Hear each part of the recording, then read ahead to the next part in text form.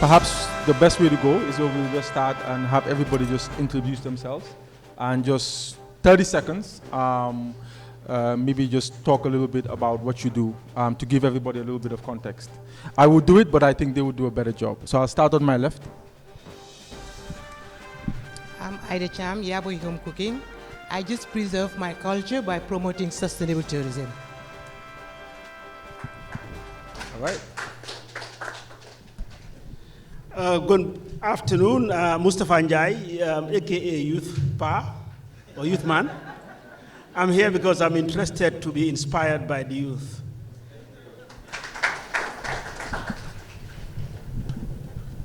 Good afternoon, Mohamed Jagana, CEO J Financial Services, providing solutions for financial inclusion through remittance payments and transactions.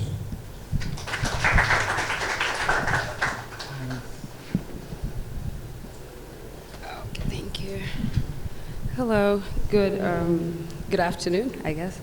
My name is Aminata Jalo, proprietress of Chop Shop, a fast-growing, fast fine restaurant, and hoping to be an African brand. Thank you.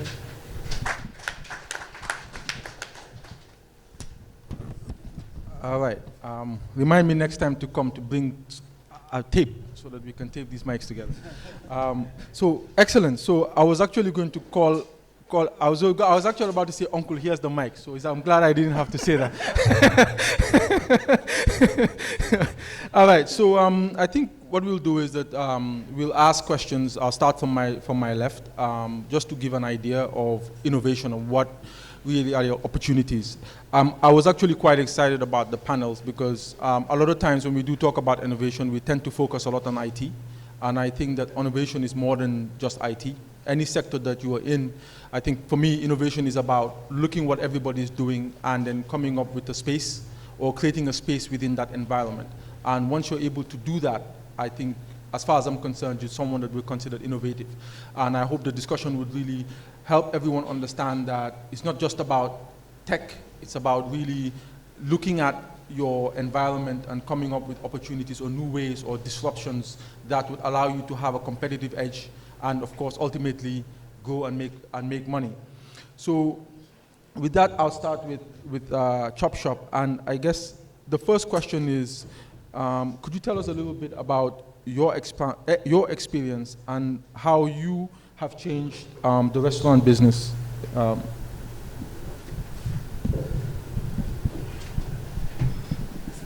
Okay. Hello, good afternoon again, and thank you, Seedy.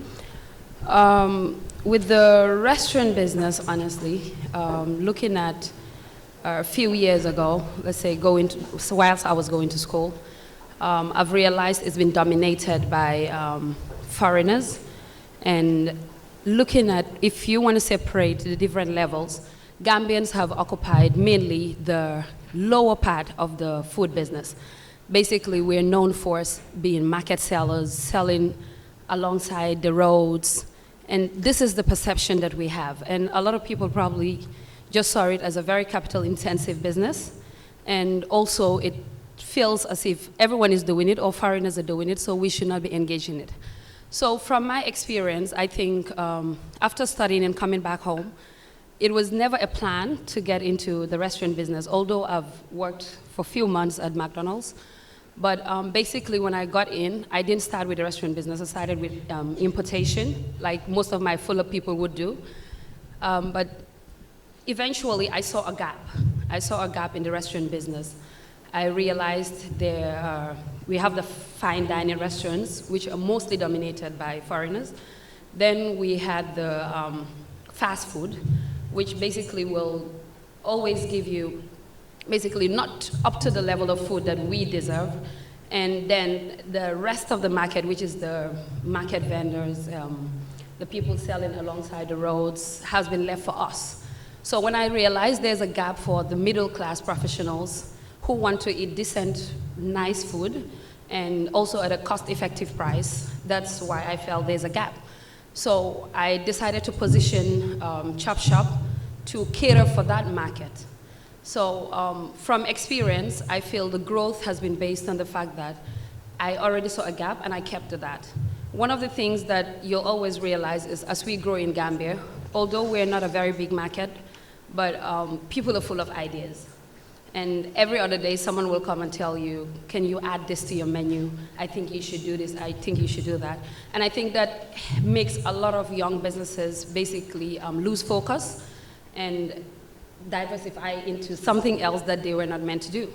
So this is one of the things that I held strong to, that this is the brand. Some will come and tell you, Fogolonga yoka bena chin, why don't you try this? Why don't you try that? But that was not the concept of the business. If you position your business, you should follow that positioning. And with the growth, it gets to a point where I think about it and say, okay, why don't I brand another business, start something else? So these are the kind of things that we look at. And from my experience, I think that has helped the growth of Chop Shop to where we are today. Thank you. All right. So thank you for that. I guess the next question I would really like to open is with, yeah, Auntie, I'll call you Auntie Aida. I have a bad habit. I'm sorry. So I guess normally when we think of catering, it's really sort of the conventional approach. I mean, I think this is the first time I've heard of catering and the tourism. Can you tell us a little bit about that innovation and what you see as the opportunities? I create memories to stick in people's mind because working in the tourism industry for so long made me to innovate this. Because I realized that when tourists come to go to a country, they would like to visit a home. They don't have the opportunity. They would like to eat authentic Gambian food. They don't have the opportunity. They would like to visit a market. They are not brave enough. And anytime I put an African outfit, they love it. So I combine all and put it in one and do it as business. So what I do, I make tourists feel Gambia, taste Gambia, and wear Gambia. In the tourism market, all what you have to do is innovate something sustainable. For instance, the moringa. Moringa, you eat the leaves, you eat the flowers, you eat everything. Innovate something from moringa. How about the wanjo? The wanjo, you can make smoothie. You can do so many things with wanjo. Innovate something that they don't know. For now, if you go to a restaurant, there is no typical menu for Gambia, for our food. Even if they have it, it's always at the bottom. And I think we should be proud of ours. We should be proud of what we have. And last year, I started something new, Come Dine with Ida. Because I realized that most people want to taste Gambian food, but are not interested in cooking. So for that one, I do it once a week. And everything is authentic. I do boom, I do base, I do findi. So why can't you do the same thing? Thank you. Thank you so much for that. So I think next I would like to go to Mr. Jagana, and I think the first question would be, can you tell us a little bit about what you think are some of the future innovations that would come in the financial services sector? Recently, we've seen that almost everywhere you go, you see new remittance bureaus opening up. Do you see that as competition that adds to innovation, or do you think that's part of the challenge?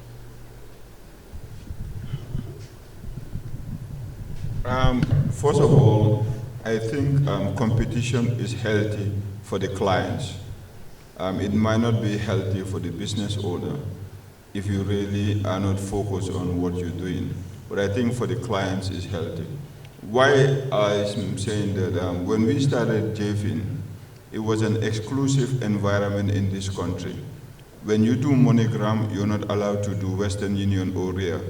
So for people like me that have family in Basel, sometimes people have to pay $3, $4 to go and collect their remittances because the nearest service provider can only deliver one service. So JFIN took it upon ourselves to go and file a case at the Competition Commission and convince Central Bank and the Ministry of Finance to disallow this non-exclusivity. That has basically propelled for people like you and everybody else to go to any bureau and collect your transfer. Coming to the future of finance in this country and also globally, I think it's heading towards fintech. And fintech means people being able to use digital payments using their mobiles to make payments and do transactions. And I think that is something that is really propping up. Today, globally, all remittance businesses are moving towards digital payments. And I think it's something that we'll be seeing more of it in the Gambia.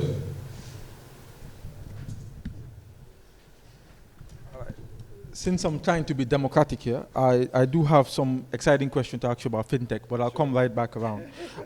So I'll move on to my uncle, and I think I would like you to react to some of the things that have been said. I think one of them is focus.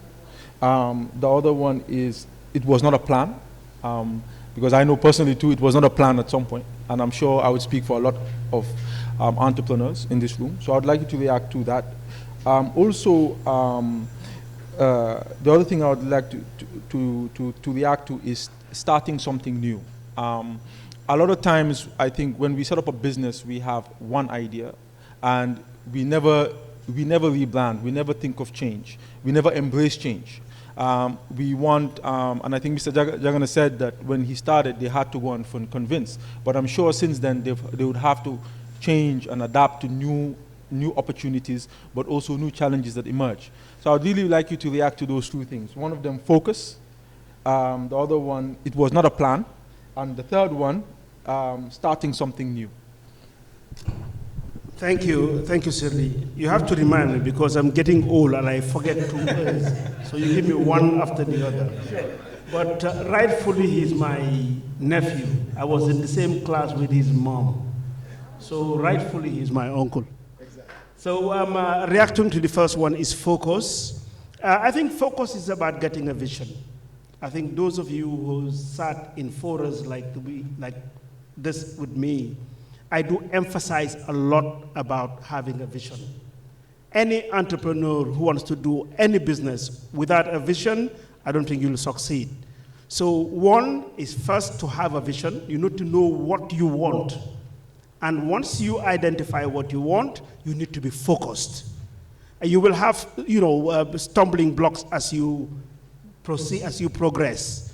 But I think you need to keep focus on what you believe in. What you believe in is your vision. Your vision is your dream, something that you can see that nobody else can see. And I would link that with innovation.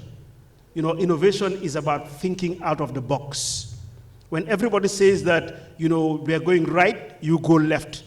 But you must be focused on it. You must believe in it and take whatever it takes, you must be focused. Then the second one is... It was not a plan. Most of the time, it's never a plan. It's always accidental. I mean, Momar, you are smiling, huh? I'm sure it's happened to you. Most successful entrepreneurs at times would wake up one day after they are successful and ask themselves, what brought me here?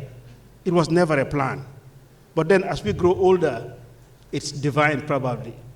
So we start thinking about Allah subhanahu wa ta'ala, oh, yeah, but most of the time, it's never a plan. But there's something that you have in you, which is unique in every successful entrepreneur that makes you succeed, that makes you think, okay, it wasn't a plan, but it's done.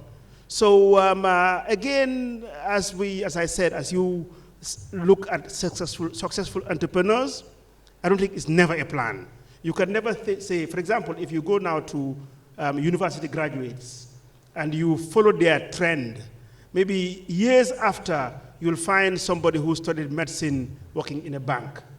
That's the trend these days. Adil Muhtara, a friend of mine, he graduated in medicine in Harvard Medical School. He ended up being Dangote's chief strategist. Today, he has left, he's the director in ADB. But maybe, as I said, honestly, I think most of the time it's divine. And I get this all the time when he met me in Nigeria. And in my own quiet moments, I ask myself, what brought me here? And I cannot answer it. So the third? And the third one is starting something new. Innovation. I mean, you wonder and ask yourself, and I will give you practical examples. And I will tell you the latest that got up to me today, this morning. I got up and asked my team that we need to paint all our cars white. And I'm starting with mine.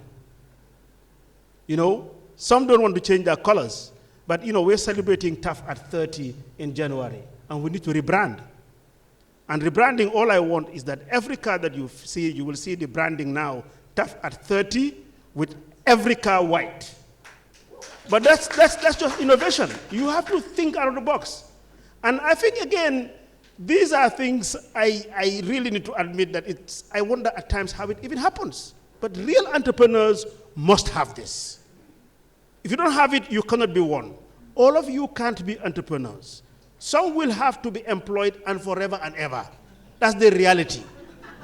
If you look, actually, I do a lot of research. You know, this morning after Fajr, I went in to look at some of the jargons in here. You know, things like ecosystem. I didn't even know what an ecosystem meant. But this is the trend these days. Then I looked at this. I looked at the paper. What's it called? It's CAS. Who are they? Where is the money coming from? You know, I do this research. I don't want to really deviate. But entrepreneurship, it's about thinking out of the box. Where 1,000 people say no, you say yes and make it happen. And I would tell them that, look, I mean, at some point you need to stop looking at challenges as an inhibitor to growing your business and more as an opportunity. And to give you an idea, we've had a big challenge for years, which is the recruitment of engineers. So we woke up one day and we said, look, let's start an academy. Right? It's an opportunity. I mean, if we have to train or we can't find the people we need, let's train them and get paid for it. I mean, and my team looked at me and they looked at me and they said, but okay, let's do it. That's a good idea. I mean, it's a simple idea. Just solve the problem.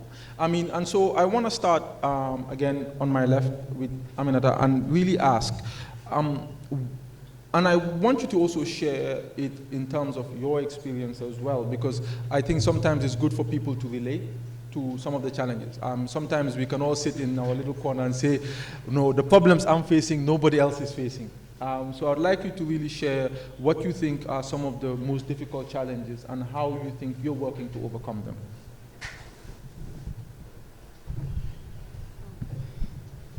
Thank you very much, Seedy. Looking at the challenges in Gambia, especially in our part of the business, or generally in different types of businesses, when we talk about challenge, one of the biggest challenges in this country is perception. And that is one of the first challenges you would face. I spoke to a lady just 2 weeks ago, and she was telling me that she left the bank and then she started a catering business, had a stall. And basically all friends, everyone, family thinks she's lost it. Like, she's not someone who's supposed to make it in life.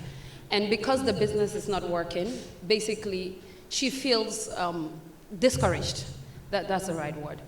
And I believe that perception coming from our families, our friends, society in general, society tries to choose who we should be, who we are. And this is one of the biggest challenges I faced when I started, because leaving the bank, for example, and getting into business, especially with the catering business, I can still remember a cousin of mine saying, "Suma janga bi amaluma njering," because passion la dem ubi.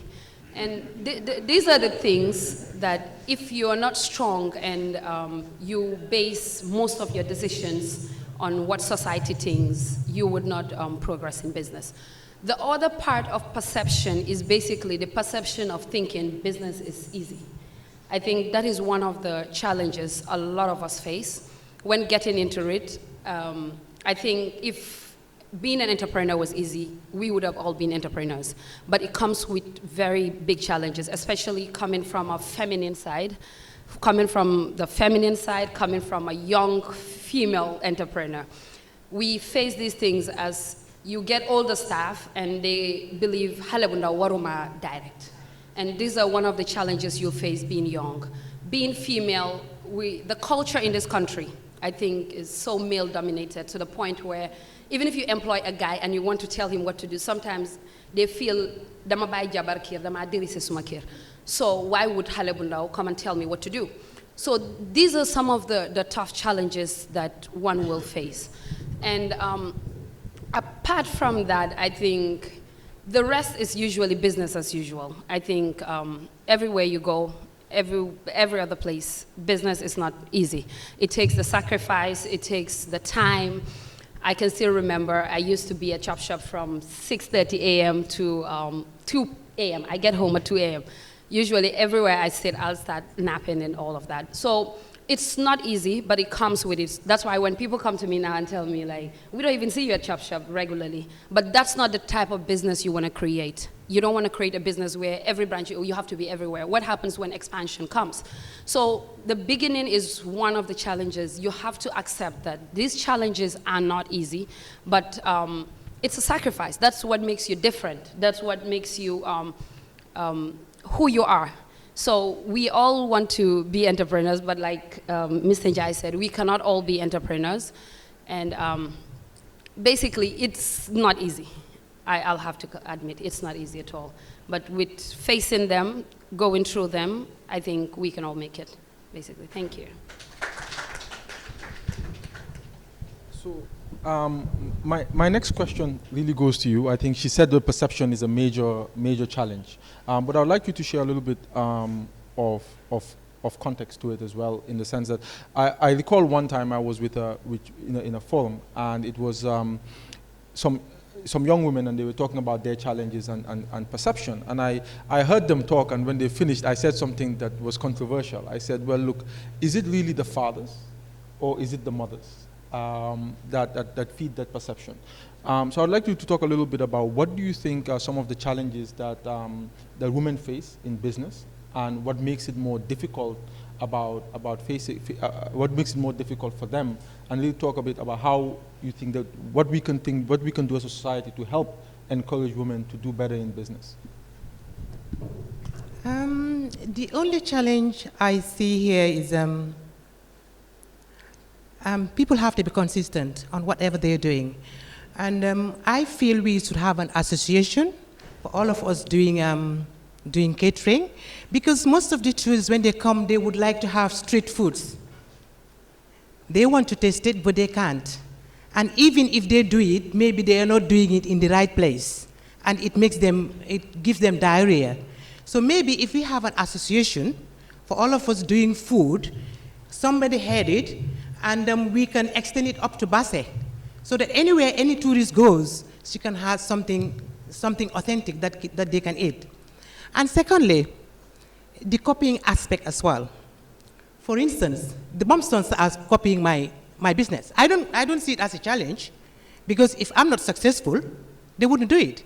I see it as if I am successful, that's why they're doing it.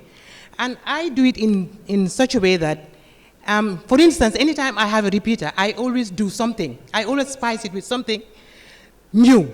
So anytime a repeater comes to me, they always see something new. Here I would say that people have to be consistent, and that's it. All right. Excellent.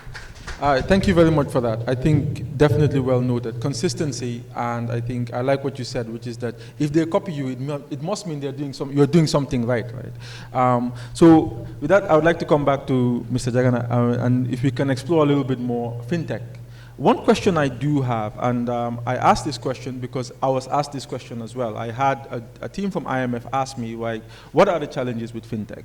And I would like to hear your views on if you believe that is the future, why hasn't it really sprung up in Gambia, and what do you think can be done to allow it to take root? I think it can boil down to one or 2 points: customer mindset and regulatory environment. Customer mindset you can change by positioning yourself strategically, marketing your product for customers to believe that this is how I should do my transactions. Unfortunately, regulatory mindset in this country is a little bit arcade. I mean, you still, for example, I'll give an example. We wanted to do text mobile money.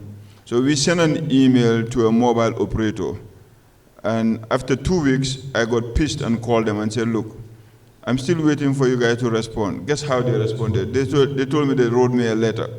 So I told my guys to shred the letter and forget it. I'm not doing business with them. Because if somebody's sending you an email, why would you want to reply to them with paper? So I think with fintech, the challenge would be the regulatory environment and customer mindset. But at the end of the day, what matters is, if you have passion for it, are you willing to disrupt the market? And I think those are the things that would make you stand out as an industry leader. And I can assure you that fintech is going to happen in Gambia, and JFIN is going to be a leading participant in it.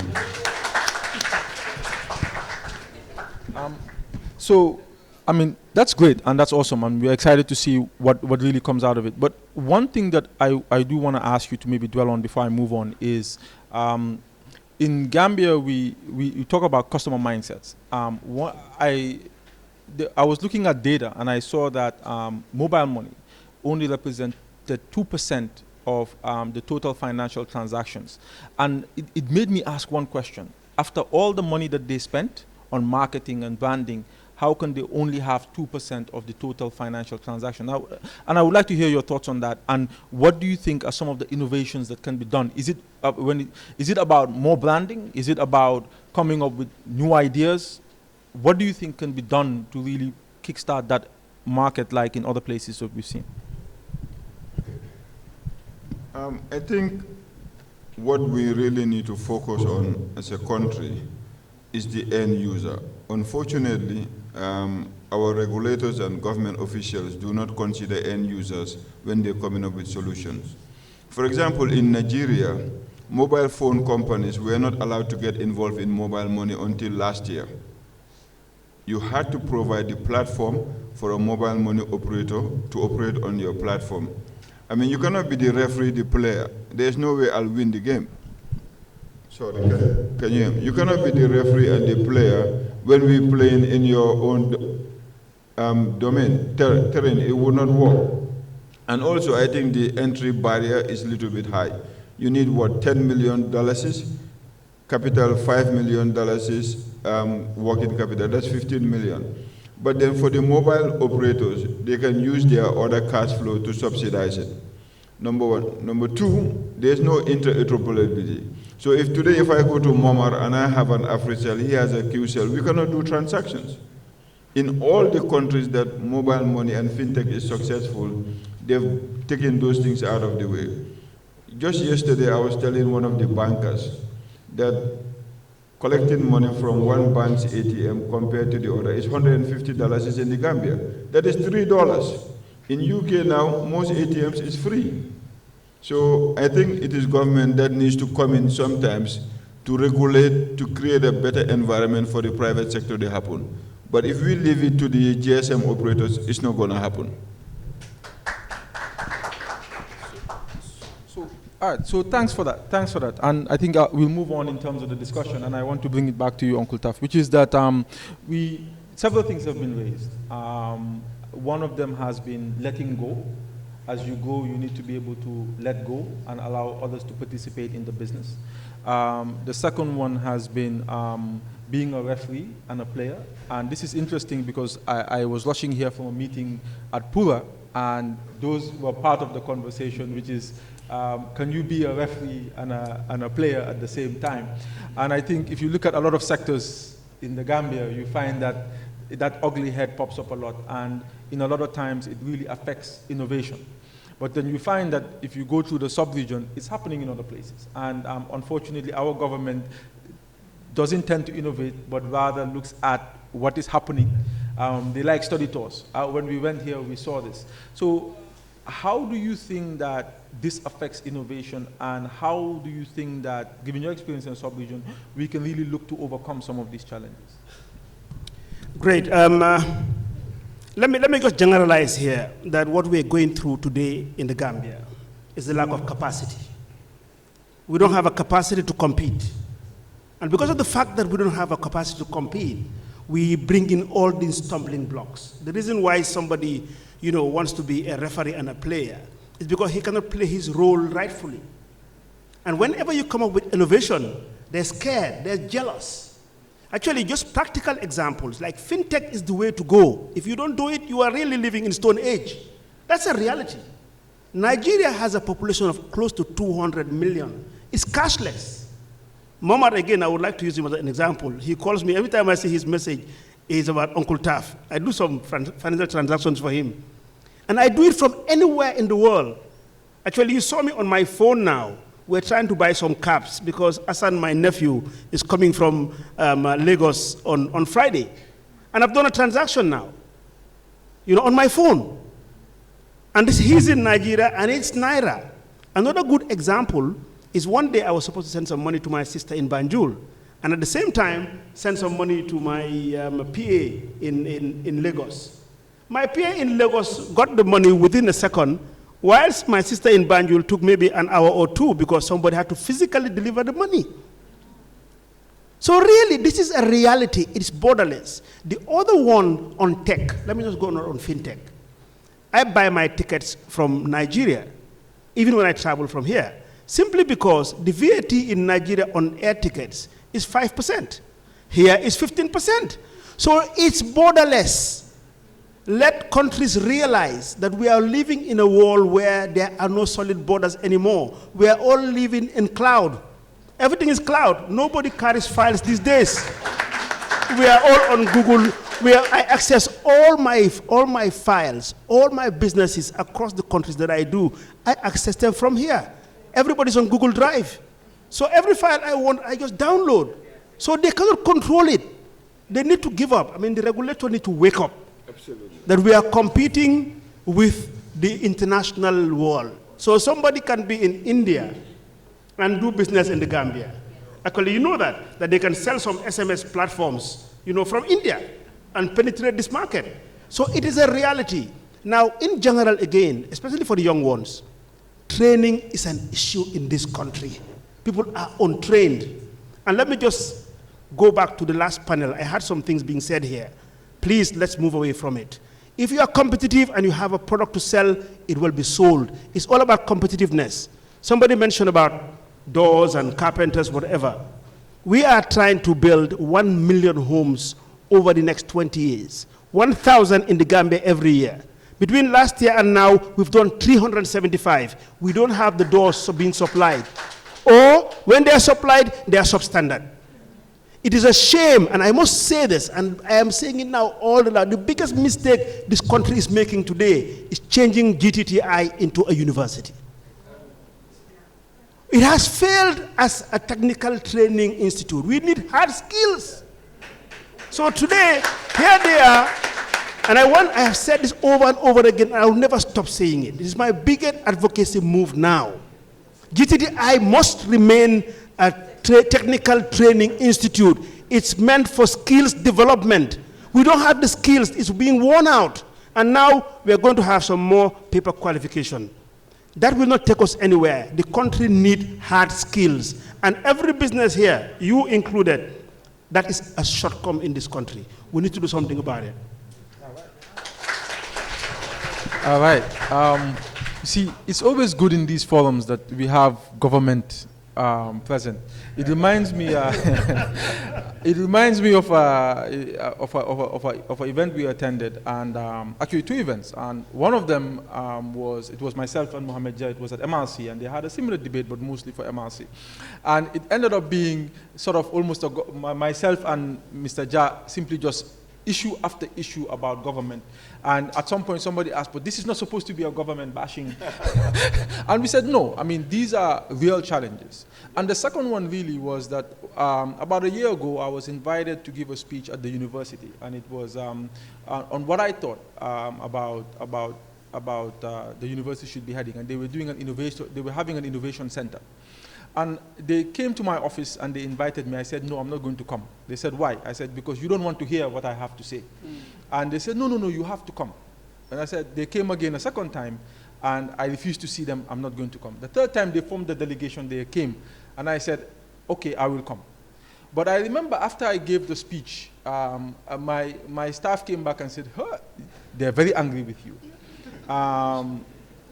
They say that you are arrogant. They say that you are you don't value them, and they said that specifically you don't value master's degrees. And I said, but that doesn't sound like me.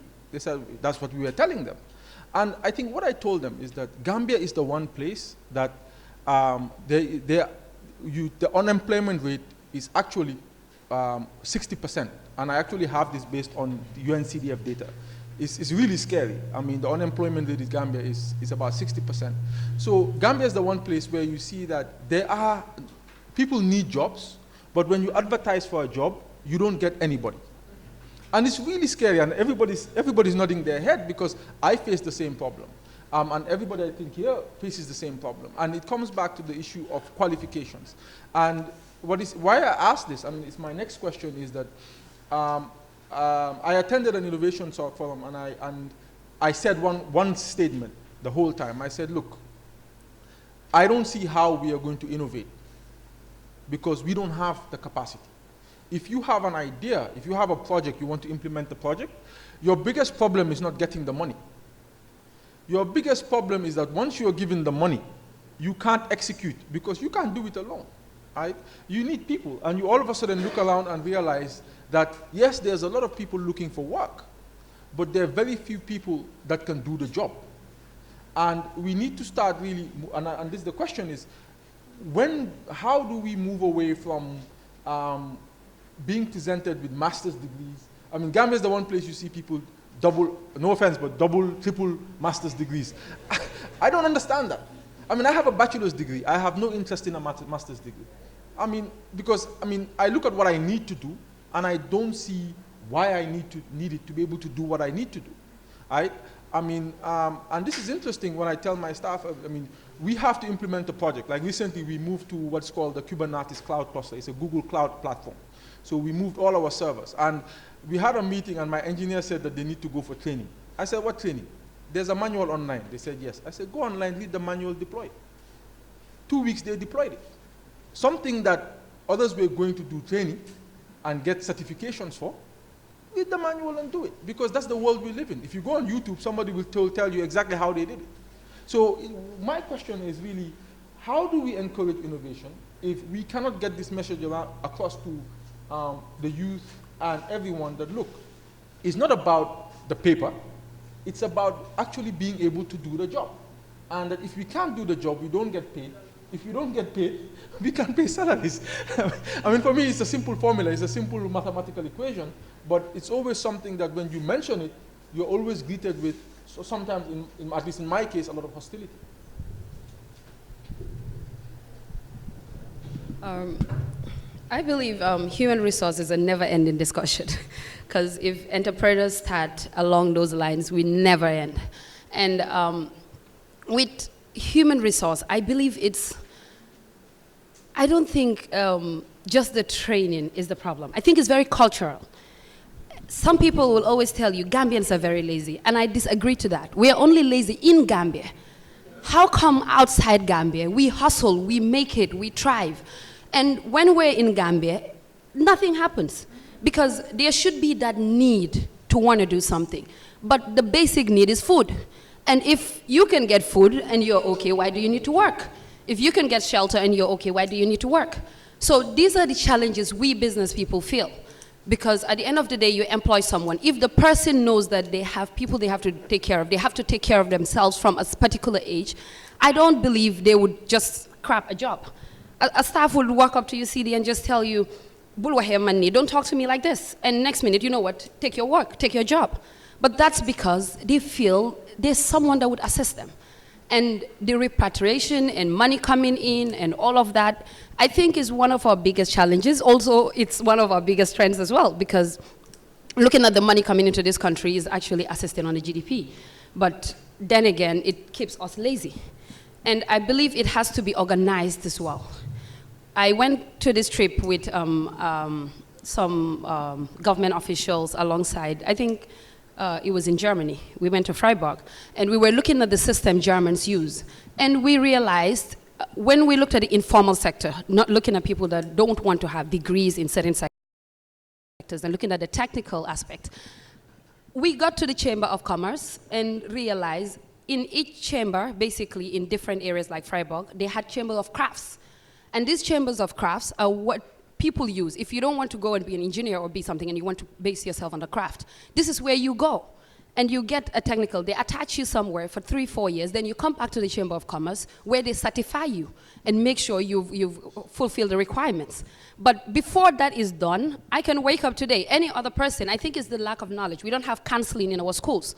It's just few schools or few private schools that cater for that has counseling just before you finish high school. But you don't even know what craft to get into.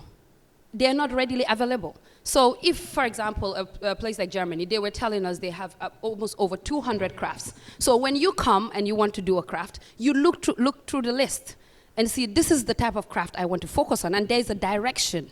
That is my problem here. In the Gambia, there is no direction. Someone comes and tells you, someone was telling me the other time, I want to do something visual, something. And I'm like, you don't have a choice. Right now, focus and do something else that can earn you a living until you have the opportunity to basically go where you can have it. So I think we cannot exclude the public sector. We cannot exclude government. I think it's a public-private partnership when we look at it, whereby we assess the youths into knowing what we want to do and what we should focus on. Because I can tell you it's a big challenge. It's only in Gambia, when people come to me and tell me, I want to start a business, but I have a financial problem. Finance is my problem. I tell the person, finance is not a problem because you can start with $10,000. As long as you have the right human resource to help you who believe in your vision, your mission, and your goals. But if you don't have people that understand the direction you're going, for example, you might place money somewhere. None of us wants to place our monies in a bank. You're making profits, but it's lying down in a bank. You want to reinvest, you want to diversify, but where's the human resource? Where's the human capital? And this is one of the biggest challenges we face, even with expansion. You want to expand, but how can you expand? The moment you see most restaurants, I think I or two of us are the only people that don't sit in their restaurant for operations to happen. And I think it's a blessing. Because when you go to all these places, looking at, for example, an example of butchers in my industry, Driss is seated there from morning till night after 20-something years. But there should have been more growth. Like, we cannot grow that way by the business person just seated in the main business and there's no room for expansion just because the human resource is a problem. So I think it's a joint facilitation. Thank you. Thank you for that. And I think the same question, but slightly different. I mean, I was with TUI the other day, and they said one of the biggest challenges that they see in the tourism sector is that the education. I mean, he pointed it out. He said education is the biggest challenge. And because of the lack of education, Gambians can't exploit tourism. What do you think about that? I don't believe in that. Because we have education. We have the hotel school here. And I have a collaboration with the hotel school even. When they graduated, they come to me. I fine-tune them and find jobs for them. I'm also doing that. So I don't believe in that. And how many tourists do we have in the Gambia coming every year? We have over 150,000. And when they come here, we have to empty their pockets. Go to the craft market. What you see there 20 years ago is what you see there today. So why can't you innovate made in the Gambia? That's what they want to see, made in the Gambia. And I know you can do it. Why can't you? Thank you. All right. So maybe to add to that, because his exact statement was that Gambians don't have the education to be able to exploit. And I think you basically said that when you go to the tourism market, it's exactly what was there 20 years ago that's still there. So it seems like for some reason we are not able to innovate. Why do you think that is? But they have to. I don't know why, but they have to. Look at this. Look at these young ones. They're all innovators. So go into that sector, please. There are so many things you can do in the tourism industry. All what they need is something sustainable, something authentic. Do it, and you will have the market. I assure you that. All right. So, Mr. Jagana, you mentioned earlier that fintech is the future and that we need to innovate. Given our capacity deficit, do you think that if the sector were to open up, it would not be other companies outside that would take over the opportunities? How would we, given our capacity gap, participate?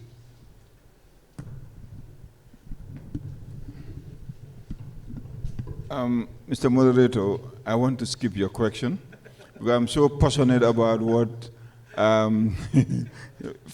what's it called, Ida and Mina has been talking about. And I think this is a discussion I have with TAF so much that I'm going to say it. You people are all lazy. Gambians are lazy, and we do not want to dirty our hands. You know, I tell people that go and be an apprentice. You know, young Mahas. What is an apprentice? An apprentice is somebody who goes and learns skills. I mean, Wally Sen, I met him at the youth trade fair. Wally, can you stand up? This guy is an engineer that went to GTTI. Today he's building stuff that I told Gambia government officials to visit, and they haven't done anything about it. But what do they have? YEP program, you finish, they give you a certificate, train you in 90 days, but you can't even use a screwdriver. You don't know the difference between a plier and a bloody hammer. How can you be creative? No, I mean, it's just a fact. I mean, I spend a lot of my time talking to young people because I believe that the opportunity I had speaking to people like Mour Senghor, Hatib Jane, Taf, Uncle Banta, I can transcend that and pass it on to the people. But nobody in this country wants to go out and dirty their hands. And you know, when you go to Boeing, the top engineers started as apprentices. They didn't start as somebody with a degree. Today, Richard Branson of Virgin Airlines have stopped asking people educational qualification. They want to see you, what can you do as a human? Taf has been to my house. The house was built by a Gambian. He went to GTTI in those days when they were doing HND. But today, what do they do at GTTI? Law, accounting, blah, blah, blah. They cannot even fix their own bloody doors at GTTI. The place is a mess. So how can we progress as a country if we cannot fix our own simple basic things? And what is it? It's like making sure that the basic skills that are needed is created by the local indigenous sector. Otherwise, we're going to import people that are going to do the job. And you know, what makes it worse is what Dr. Hanafal said. In Gambia, the employed keep the unemployed unemployed. Because in Gambia is one of the few countries that you'll see a person that has a wife, has a kid, the kids go to school, graduate, and the guy never kept a job. You know, this is unfortunate. I'm sorry I had to go a little bit of tangent, but this is just the reality. So that's completely okay.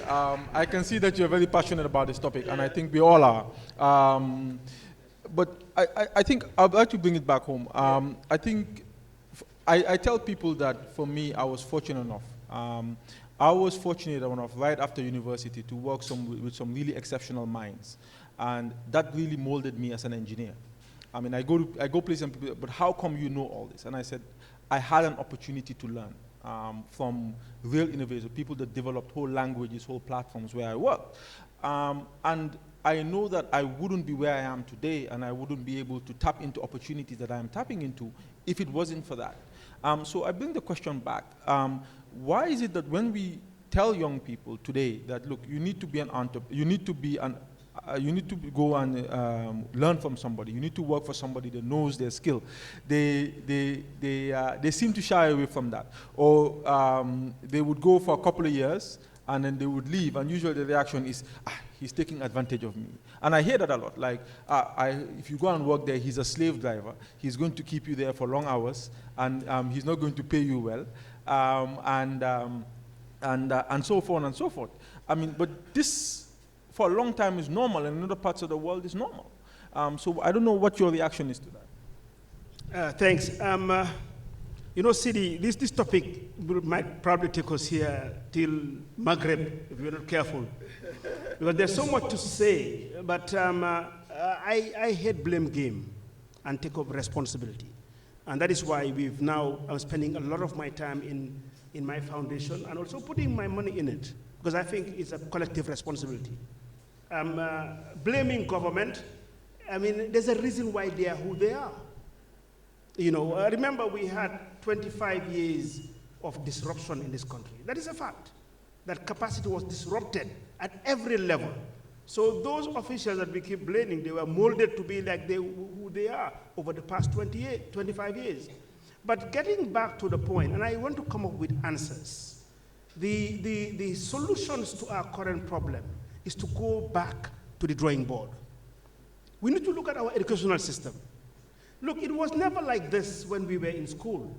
When we were in school, the educational system, from primary 6, they would identify generally those who would go into TVEC and those who will carry on with academics. The smartest of guys who knew books, not like us, will go to the high school, do their A levels, and then get on to university. Now, if you were average or below average, you went to secondary school, which was the Carib Islands, the Latrikunda, and in those schools, they actually prepare you for a trade. You did home economics, you did woodwork, you did carpentry. So at a very early age, you are prepared to do so. So I think it's a matter of policy. We are in the new Gambia. We need to go back to the drawing board. We should not continue what has been going on over the past 25 years. And it's a collective responsibility. Some policies need to change. The issue of being lazy or not, I want to cite some few examples, and being competitive. And Ansubi's, where you? I know you cited somebody as an example. Ansubi's, where is he? She's disappeared. For the past 2 years, I stopped using shea butter from Body Shop. I use Ansubi's because I have a very sensitive skin. Actually, just showing her now, I told her my order was down, so please send me a dozen. And what I do, I keep always 1 or 2 in my office. So when I have the August come into my place, I say, oh, this is done by a young Gambian lady, try it. And then they will call me back and say, oh yeah, please, let her supply me. But first, don't ask for it. You should prove yourself. She proved herself because the packaging is right. I can give it to anybody without blinking. I know that a lot of young people do complain, oh, we don't patronize you like now. Aminata, in your panel, you were saying so about drinks and wonders or whatever. Believe me, if we place an order for a supplier today for this event, and you want to repeat it, next time he or he comes with reasons why he couldn't do it.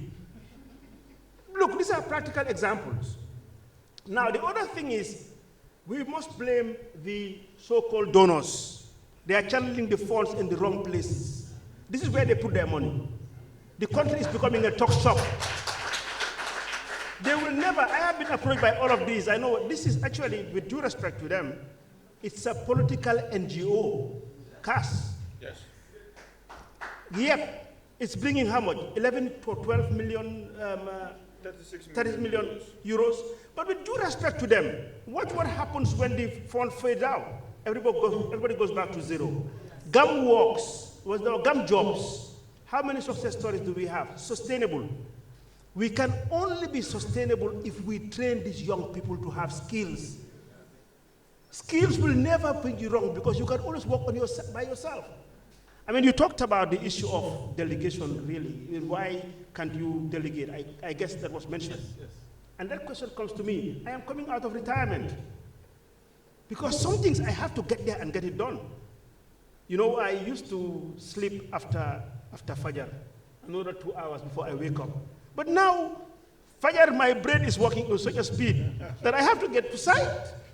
Because the young people will not be there. I'll give you a good example. I started doing a roll call at Dalaba. Say, okay, contractors. We have 35 contractors. So the first day I went there, I said, okay, first, all I want, a simple roll call at 7. Work starts at 7. Those who follow me on social media will see I tweeted it. So the first day, guess what? Less than 10% were on time. Then after that, I will ask them, okay, if you are a contractor, let me count the men that are working for you. They need an average of maybe 12 to 15 workers. Some were struggling to have 3. But it's not their fault. It's the policy and the system. And what is so sad, we are now importing unskilled labor from Sierra Leone and Nigeria. And these guys are earning $15,000 a month. And we house them, So that's one. Now, again, because, the mic is with me, because I'm your uncle, let me give you practical examples, and these are facts. Everybody knows about tough startups. We are struggling to have people who compete. You are there. Last year, we had 93 applicants. Guess what happened this year? It has dropped by 20%. People are not trained because, look, we make them competitive. That you have to prepare a business plan. I'm sorry to say, really, I don't want to bash you, the young people. What is very easy these days is handouts, conferences, panels. Come on, let's stop this talk shop now. We've spoken enough. I tell people all the time, now I get up in the morning, all I do is talk water. I just came from Standard Chartered Bank, as a panelist. Then I had to rush here. I'm here because I believe in this. I think I'm urging the government because the media is here. We need to sit down and look at our educational policy. If we don't change our educational policy, we will always have our kids going back way. It's not their fault. They are able-bodied men, they need to earn a living, but they are not trained. We need to go back to the drawing board and make sure we identify all these young people and train them rightfully. Lastly, not the least, I'm sorry to say this, the madrasas, I am concerned. We should be concerned about the madrasas. What are we doing? We're taking very young people, training them all the way to their teens to learn the Quran and Arabic. I am a true believer. I pray my 5 times a day. I recite the Quran. I am the vice chairman of King Fahad Mosque, the biggest mosque. I go to my gamos. I don't have anything to do with religion. I believe in all these things. But these kids must be trained. They must be given skills. They cannot live on Wakia Kamil. We are calling for disaster. And these are the targets for terrorists that we see around today in the Sahel. So what the government should do, they should look at these madrasas. Yes, keep learning the Quran, but please give them skills. So if you read the Quran for 1 hour, 2 hours, 3 hours, the next thing you go and farm, or you go and be a carpenter. So please, I'm appealing, I'm not only talking to you, I'm talking to the authorities. It is absolutely necessary to sit down and look at our educational policy. Thank you. All right. So thank you very much, Uncle Taf. I'm glad we're spending a lot of time on this topic, but I think ultimately it is one of the most important topics of our day. Recently, we had an opportunity to get investment into one of our projects, and I remember going home and I looked at my wife and I said, "You see, I spent all this time looking for the money. Now I get the money, and I am confused." She said, "What do you mean? Now it's easy." I said, "I don't have people to implement this, and I can't find them." And one of the things we do at INSYS is that, we stopped this a long time ago. If you come with the certificates, we ask you for your transcript. And we actually ask you questions based on what's on your transcript. And the interview is a day interview. You come in the morning, we give you work to do, and you actually do the work, and we review the work. And progressively, year on year, we found that whenever we advertise for engineers, we get less and less people. And one day I asked a question, I said, why is this happening to my team? And they were like, "No, it's because, you see, when people come, you ask them these tough questions, and you make them do these day-long interviews. And that's why they're afraid." And it hit me that people were not applying, and I'm glad Uncle Taf mentioned this, because they're actually genuinely afraid because they believe that they don't have the skills. But what is scary is, and maybe moving on from this, is they're not even willing to try. And if we're talking about innovation and trying to do something that has never been done before, how likely are we to succeed when people don't have the skills even to try?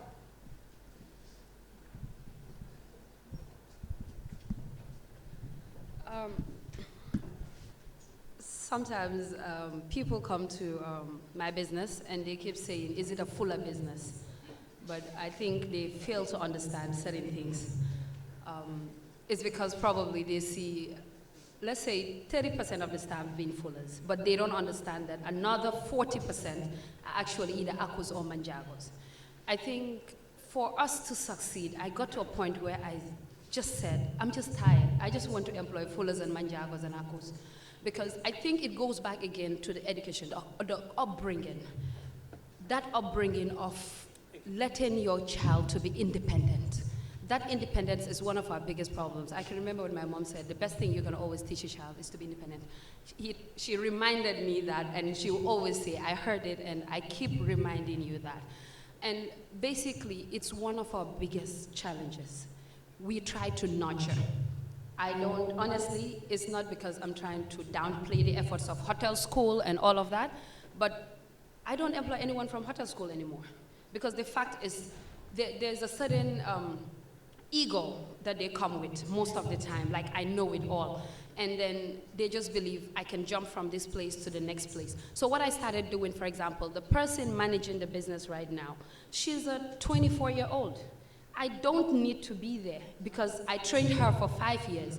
This is a girl, I just saw her holding a bag, going to resit some of her papers at NewsRed and coming back, and I pulled her in as a cleaner. But because hard work is in her, determination is in her, from the first month, she started asking me, what are you entering? Can I do this? Can I do that? And from the first month, Khadijatu just came to me and said, I needed to talk to you. And I thought she was leaving the job because she said she's never worked when I was trying to employ her. But her question was, what am I doing wrong and what do I need to improve? That is when I knew this is a person that I need to nurture.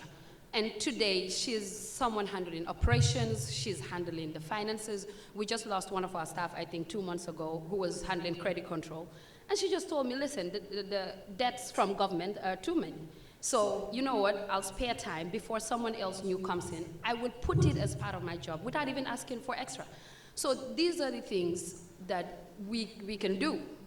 Unless government changes and facilitates and assists with the education system, the change of mindset, parents having to be inclusive in it, understanding that at a certain age, there's a reason why the white man will tell you they need to let their daughters or their sons go out at 18. But the fact is, they have to start becoming independent. And this is a whole combination of everyone putting hands together. It's not just one party playing a role and the other party not playing a role. So to be successful in Gambia right now, what we do as entrepreneurs is try to look for people that at least has a potential, then we nurture that. But not looking for someone who has the skill and all of that, because it's difficult to get. I can see, because it brings a lot of issues, I can see Ismail Abaji in the midst. And sometimes when I see and someone starts a business, and when I sit with my staff and we're talking about it, they always tell me, how do you get to try to even start saying, this person will succeed, this person will not succeed? I said, success is based on God, but then more with your efforts. You can see how he's pushing. You can see the efforts, you can see the putting all the emphasis of business together just to make sure he thrives.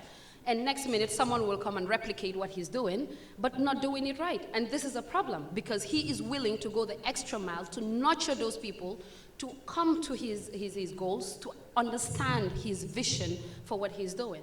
And I think this is something that we need to start doing, because for the young people coming up in school, I think there should be yeah, thank you.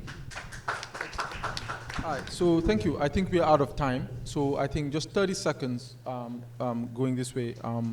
I think we seem to be touched on something, which is that a lot of times when someone has skills or perceives that they have skills, they tend to, I call it plateau.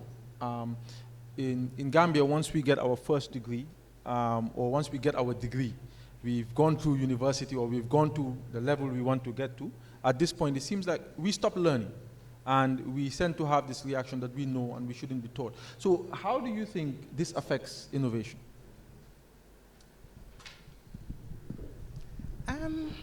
What would I say? To innovate, you have to think.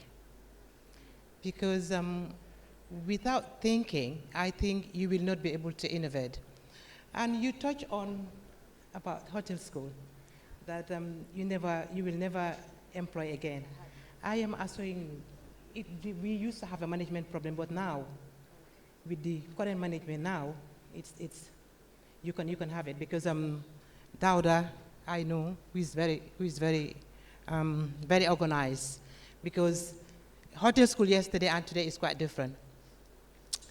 And if you want to innovate, you have to focus and respect what you want to do, and you have to enjoy what you're doing. If you don't enjoy on what you're doing, there's no point. There's no point on innovating anything. For instance, myself, I can even work for 2 people. And what I do for these two people, I what I do for 10 people, I do for 2 as well. So whatever you're doing, you have to enjoy it. If you don't enjoy it, there's no point of doing it. So always enjoy what you're doing so that you can be a good innovator. All right, thank you very much. So there we have it. So I think I'll hand over to Mr. Jagana to also give his closing points. 30 seconds. My closing point is drips. When you have malaria, you go to the hospital, they give you drips. The drips is not going to cure you. You know what's going to cure you? You have to have the determination. You have to take risks to go to the hospital. You have to invest in yourself, and you have to have passion. Otherwise, you'll either shut down or succeed and die. That's it. Excellent. So there we have it. So I think now Uncle Taf will just close up, and then that's it. Thank you, thank you. Okay, let me close up and I'll tell you some of the things that goes on in my mind. I think the buzzword here is competitiveness. We must be able to compete. And I'll cite a good example of the order of the day, what's trending in social media. What is trending, in social media now about music and competition? It's Wally Seka now clashing with open mic. But look, for me, my own view is let Wally come, but compete with him. One of the biggest things that I want to sneak into the stadium to go and watch ST. Because really, ST is a success story. And honestly, I want to see him on stage. But at times it's difficult in this country. You cannot sneak in and go and enjoy it. And I'll tell you why. Last year, I was going to a Gamo. So when we were going, I didn't know ST. I was going with Pasedu. And, so he asked me. The stadium was so packed that from the traffic lights all the way into Kanifing, there were cars everywhere. So he asked me, boy, what's a Jamaican rapper? Because I saw all the billboards with the guy, ST everywhere. So I noticed this because it's marketing. So look, the guy filled up the stadium, true or not? Yep. So he can compete. Laingom, Abdul Kabir, one time did some shows here with Yusundur.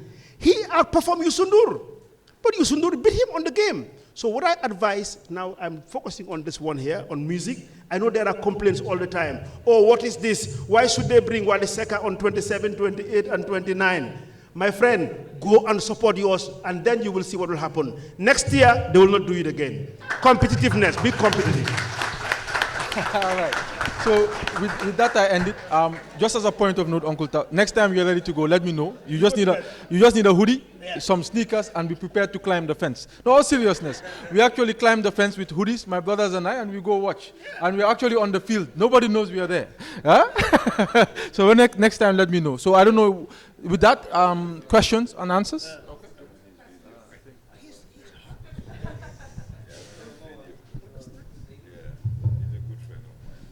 Thank you, guys. I have a very important question, which I think is also very relevant for startups. Going to the theme of competitiveness and employment. With the advent of AI taking over the world, artificial intelligence, what do you think that we can do to position ourselves so that the next generation entrepreneurs who can create these AI solutions for companies like myself, yourself, to solve some of our HR issues or some of our operational issues? How do we incorporate? How do we look ahead? We know we have a problem with capacity. Going back to the drawing board and talking about training staff may be one solution, but maybe we need to incorporate technology. What do you think goes especially in the tech sector? How do you think that we can push entrepreneurs to utilize AI to help companies be competitive? You want to answer that? I'll try. You want to try? I'll let you try. So I started as a chartered accountant, but I was privileged enough to be around Draman Toure. So I knew so much technology. I was in Dakar talking about technology, and the guy was like asking me, what language do you code in? I said, I code in the dollar. But anyway, coming to answer your question with AI, I don't think anybody of us in this room can breathe without oxygen. And today, the most critical oxygen for AI is internet. And our internet service in this country is crap. So unless and until we solve that, we cannot compete at that level. But in terms of capacity, You know MLJ from Pristine, Donde at MRC. These guys graduated from UTG. They wrote the software code for Gambis. It was not wrote by a foreigner. It was wrote, the whole software code for Gambis was written by young Gambians because there was somebody determined like him. Everybody thought those days that Rahman was mad because he would make them work until 1 a.m. But I think what we said here, passion and competitiveness would make you successful. But AI, we don't have the oxygen, unfortunately. Internet, I don't know whether you can solve that. Or tough, maybe you can solve the internet problem. No, actually, on a positive note again, I mean, I think there is human capacity within the diaspora. We have seen now quite intelligent and Gambians, people like Malik Khan. I think on Friday he's opening his tech hub. We have Usman Ba, who's got a training center here, and Seedy and others. I mean, I think on technology and AI, we're quite more advanced as opposed to the other sectors. And talking about AI, actually, it can be applied on any sector that you are in. Actually, my newest interest is in aquaculture and agribusiness, because I met an Israeli who thinks that there is so much money lying in the Gambia on aquaculture. Because he says, look, fish is getting depleted in the ocean, and we're seeing it. But he says, with tilapia, you can fish farm in a tributary and make tons of money. And the same thing with agribusiness. In greenhouses, he's looking at tomatoes, all with AI. I think AI is something that you can incorporate into any sector that you are in. Thanks. So maybe just to help with that question, I think that first on the issue of internet, I think what you'll actually find is that internet has improved drastically over the past 2 years in the Gambia. And the internet operators right now is going through a phase. And I think that what you will find progressively year on year, internet prices are going to drop, right? And internet quality is going to start improving incrementally. In 2018, something happened. I mean, it was never advertised. I mean, Pula put it in their report. And it was, but what happened was that a clause that was in the ACE agreement was actually implemented for the first time, which was open access. There was a deliberate attempt to prevent that from happening, but that actually happened. I remember once I met Sarat and she's like, hey, internet price is very expensive. I said, don't worry, it will come down. And once it starts coming down, it will come down very quickly. So now you find that the competition has moved, not from who has access, but rather who can distribute and connect more people. So you find that there's an aggressive attempt to deploy more infrastructure. AfriCell, QCell, all of us actually. So I think that progressively over the next 5 years, we will be quite competitive. And the other thing to note is that if you actually look at the cheapest internet package you'll find in the Gambia, it's roughly about $35 per month. So the issue now is, and this is important, the issue now is, and we had a meeting at Pula and we said, look, should internet prices be cheaper, or is it that the individual's capacity, purchasing power, is what needs to go up? Because if you drop beyond a certain level, right, it doesn't become practical anymore, and it would ultimately affect quality. So I think that is where we are now, and I think ultimately it will go up. But then also just to help, since that's my background on the issue of AI, I think that we've started tapping into AI in one of our platforms, and this is something that we intend to do. But one of the things that we've came across, and one of our platforms, for example, Jangalma is our oldest platform, one of the reasons we never introduced AI a few years ago is because when we first engaged schools, we realized that there was a lack of data. In Gambia, we don't have a culture of collecting data and keeping the data. And as a consequence of that, it's very difficult for AI to really take shape. I mean, you'd be surprised that if you went to a lot of businesses in Gambia and actually checked the quality of their systems, some of them may even have quite elaborate systems, but the upkeep, and by that I mean the data upkeep, what is the quality of the data in the system, right? And how useful can it be? You'll find that very few organizations in Gambia actually maintain it, even on their accounting systems. They may have Sage. I mean, I've heard somebody say that Sage Bahu do they do, or QuickBooks Bahu do they do. This is something everybody in the world is using, and you're saying that and that's because when you generate reports, the reports don't work, and then they blame the system. And I think this is a conversation we've had a lot, myself and you, but part of the challenge is that we don't have that culture of keeping data and making sure that it's good quality data and it's up to date. I mean, you'll find managers that will say that we've deployed a system, but they've never generated the report from that system or actually used that to make any decision. But somehow the system is there and it's working. So I think unless that mindset really changes in a major way, where business owners start seeing the value of data, all right, AI is still a dream away, and I think that really is a private sector issue. Okay, so I guess, I know, one more question maybe, and I'm going to take this opportunity to just ask a quick question. Sure. I have a friend of mine, and he's a very best friend of mine actually, and he wants to go into business, so I introduced him to ecosystem, another ecosystem. He did the training on how to get a business idea. So he got this idea that he wants to work as a beach boy, sell fruits, and they have juice boy on the beach, and he wanted an investment, so he came to me and was like, okay, I'm going to write my business plan from what I learned and everything. But I asked him a question, I was like, everybody sells fruits, everybody sells the same thing. So what are you going to do that's different? There's this girl who came to a drink fair, she does smoothies. Can't you co-bring that, or can't you partner with her and come bring a new variety of products? And he was like, hey, I can't do that. There's a whole culture there, there's a whole rules and regulations.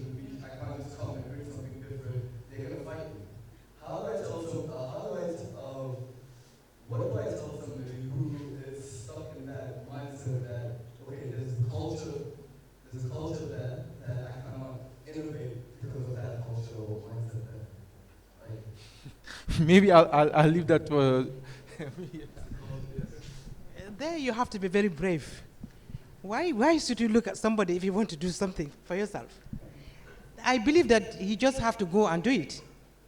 Why should she be brave, afraid of that? I mean, She should. there's like rules and regulations in terms of how to operate on their beach. How you sell She can go to the duty board, and register. That's the only thing she can do. Okay, keep going. Okay. I know this culture of fighting is a big issue in this country. But I think we need to realize we cannot just discount that that's not here. I think we need to differentiate as business people the difference of competition and fighting. I think that's where the problem is. A lot of people have received complaints of people having innovative ideas, having an opportunity, and they come back to tell you that someone stepped on the opportunity because they think they're a bigger businessman, or probably because they're at that level. I don't think stepping on someone else would increase anything you're having, basically. There's competition. For example, none of us want a lot of businesses to come and compete with us in a small market, but then, you know what, the more Gambians, for example, that get into my industry, for me, I believe if the quality is there, we're moving foreigners away. So I think that culture of fight, it should be competition, not fight. That is my problem. It should be competition. Thank you. All right. So I think Uncle Tuff has something to say, then I think we'll have to close it. I have to also run to a meeting. So. Final. You know me, I love mics these days. But let me tell you, I always like dropping something off, and this is my innovative and entrepreneurial mind. I am ready to finance any group of ladies that get into car wash. Because I have noticed, just think about it, car wash seems to be bringing money. But one thing I find missing is that I've never seen anywhere where ladies are in car wash. Sorry?